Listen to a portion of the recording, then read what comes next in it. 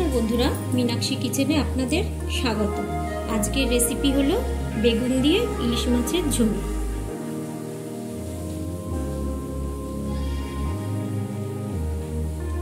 এখানে আমি ইলিশ মাছ নিয়ে নিয়েছি, কেটে পিস করা। এবার এখানে আমি নুন হলুদ দিয়ে দেবো। নুন দিয়ে দিচ্ছি, হলুদ দিয়ে দিচ্ছি, হালকা একটু লঙ্কার গুঁড়ো দিয়ে দিচ্ছি। এবার মাছগুলো ভালো করে মাখিয়ে নেব।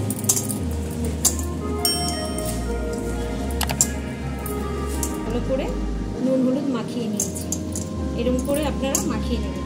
এবার কড়াইয়ে আমি সর্ষের তেল দিয়ে দিয়েছি। ইলিশ মাছ করার জন্য সর্ষের তেল লাগবে। সর্ষের তেল গরম হয়ে গেছে, এবার আমি মাছগুলো ছেড়ে দেবো।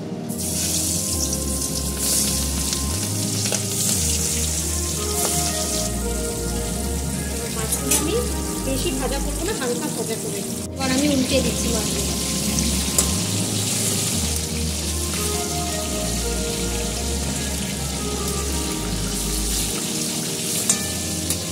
হয়ে গেছে ভাজা, আমি তুলে নিচ্ছি।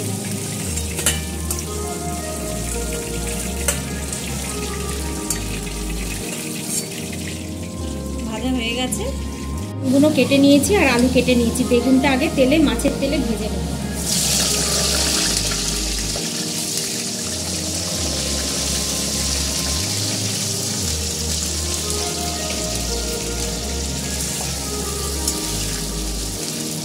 বেগুনের মধ্যে হাফ চামচ নুন দিয়ে দেবো, হাফ চামচ হলুদ দিয়ে দেবো।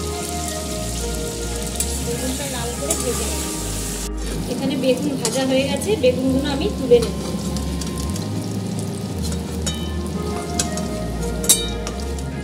এবার আলুগুলো ভেজে নেব।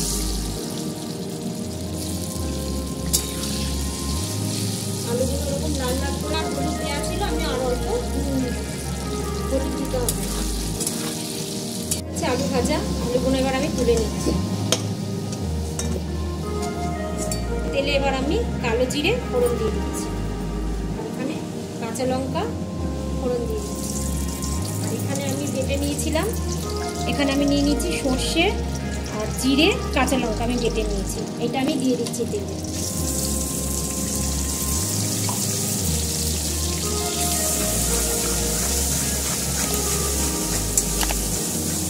মশলাটা আমি ভালো করে কষিয়ে দিচ্ছি। বেগুন ভাজায় আলুতে নুন দিয়েছি, তার জন্য এখানে আমি অল্প করে নুন দিচ্ছি। অল্প একটু হাফ চামচেরও কম হলুদ দিচ্ছি, আর হাফ চামচেরও কম একটু ঝাল লঙ্কা দিচ্ছি। ভালো করে পুরো কষিয়ে নেব মশলাটা। কষানো হয়ে গেছে, এবার আমি আলুগুলো, ভাজা আলুগুলো ছেড়ে দেবো। বেগুনটা আমি পরে দেবো। আলুটা দিয়ে ভালো করে কষিয়ে নেব। অল্প একটু জল দিয়ে দেবো। এবার গ্যাসটা কমিয়ে আমি ঢাকা দিয়ে দেবো। 3 থেকে 4 মিনিট ঢাকা দিয়ে দেবো। আলুগুলো একটু সেদ্ধ হয়ে যাবে। হয়ে গেছে 3-4 মিনিট। আলু সেদ্ধ হয়ে গেছে, আলু সেদ্ধ হয়ে গেছে। এবার আমি বেগুনগুলো দিয়ে দিচ্ছি।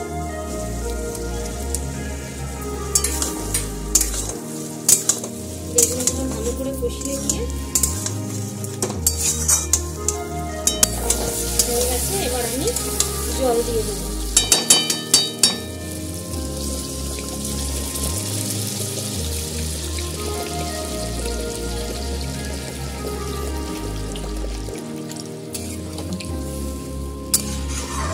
এবার জল দিয়ে দিলাম। এবার একটু ফুটলে মাছগুলো দিয়ে দেবো। ফুটে গেছে, এবার আমি একটা করে মাছ দিয়ে দিচ্ছি।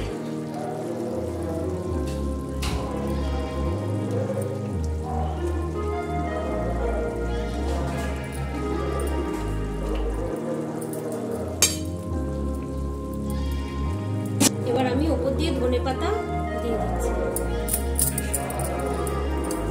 ধনেপাতা দিয়ে দিচ্ছি। এবার আমি 2 থেকে 3 মিনিট ঢাকা দিয়ে দিচ্ছি।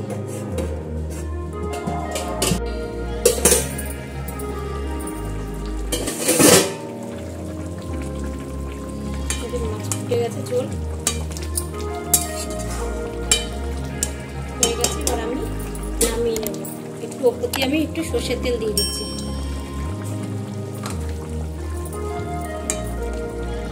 ঝোল রেডি। আমি এবার সার্ভ করে দেবো। তো বন্ধুরা, আপনারা দেখলেন আমি কেমন করে বেগুন দিয়ে ইলিশ মাছের ঝোল করলাম। তো আপনারা এরকম করে করবেন বাড়িতে। অবশ্যই ভালো লাগলে লাইক, শেয়ার, সাবস্ক্রাইব করে দেবেন, বেশি করে শেয়ার করবেন। Thank you.